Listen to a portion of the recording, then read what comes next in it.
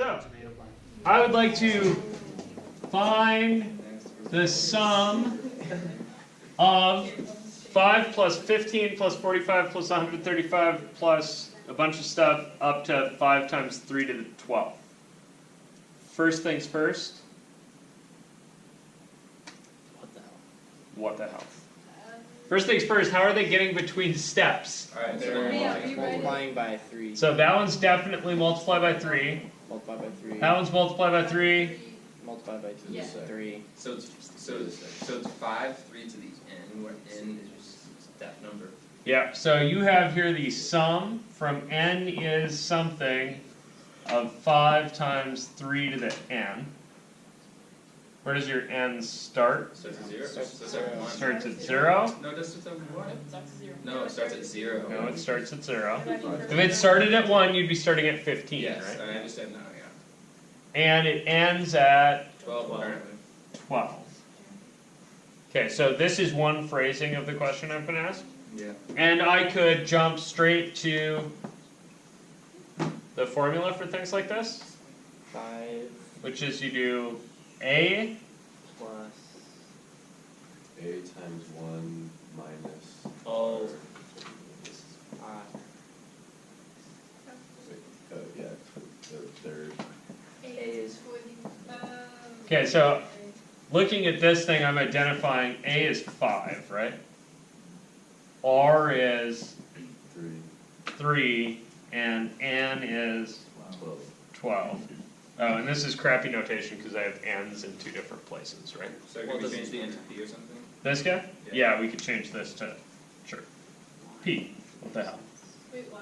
Why? Just so I'm not confused. Because I don't have, otherwise I'd have 2 N's, right? One varies and the other one is 12. But I mean, it goes from Oh. 0 It to doesn't actually matter, right? This is just a Right, thing, this is just the index, and N should really be the maximum. Right. Okay. Right.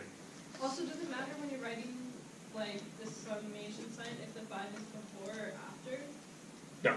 Okay, cool. Okay, So then the parentheses that are the not the exponents, yeah, those are r's, right? so these guys are R's. R was 3. 3. So that one's R, this one's also R. R was 3, so I put 3's in. And then And N plus 1 should go up here, which is 13. And we could do a little bit better, not a lot. Wait, why did you just fill out it with 3s and 13s? Oh, wait, just kidding. The formula that I'm using, right, is I'm looking at this thing and I'm thinking that's A times this 1 minus R to the n plus 1 over 1 minus R. Right, that's that. Multiply it, like, take this whole thing, multiply it through by R, and then subtract. You could do that too. Yeah. How would you?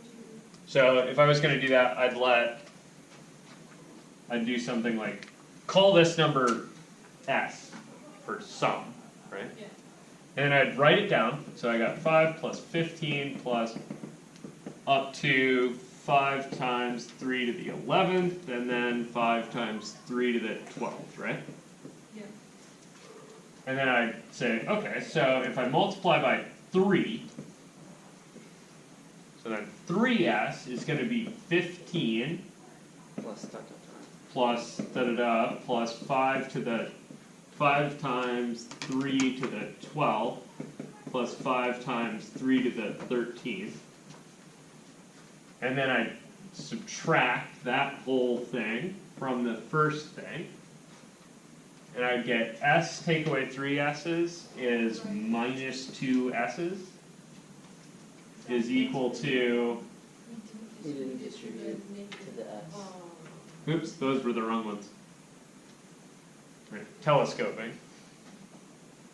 And so then you get 5 minus 5 times 3 to the 13th. You can factor a 5 out and you can divide by -2 to get S, right? Yeah.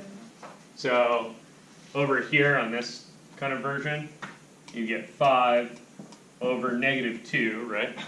Because 1 minus 3 is -2. And on the top you got 1 minus Bless you. whatever 3 to the 13th power is, like this. Cool. So either way, you get this thing.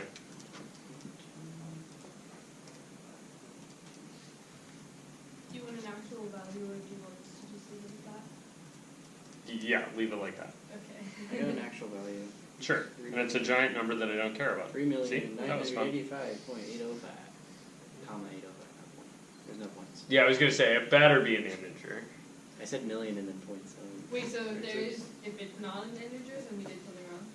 Yeah, if it's not an integer, you definitely did something wrong because these are all integers, Oh, okay. right? So if you have a sum of integers that's not an integer anymore, You did some integers. you done dorked something, Okay, cool.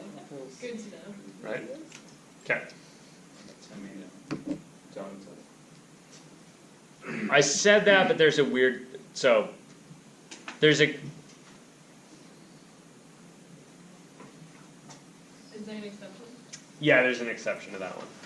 You can add integers and get non-integers. Yeah, there's a reasonable way to make something like the sum of n squareds from n is 1 to infinity equal to something, but you need a whole, like, you need to wander out about a dozen years in math for this to even start making sense, because this should just be infinity, right?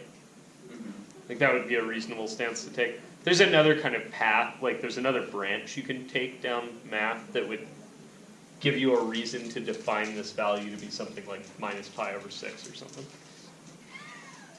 Don't worry about it. Wait.